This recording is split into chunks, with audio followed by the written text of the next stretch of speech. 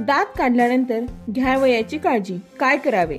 दात काढल्यानंतर तोंडात दिलेला कापसाचा बोळा 1 तास घट्ट दाबून ठेवावा.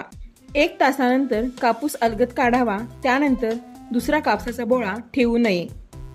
दात काढल्यानंतर 2 तासाने थंड व पातळ पदार्थ खावेत.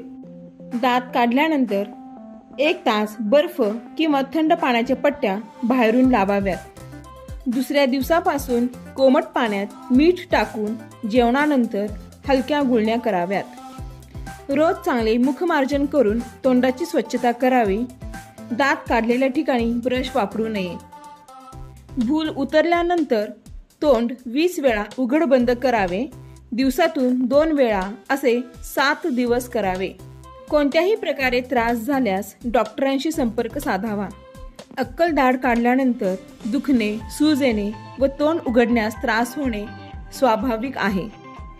फेर तपासणीसाठी टाके काढण्यास सांगितल्याप्रमाणे यावे, साधारणपणे 7 दिवसानंतर.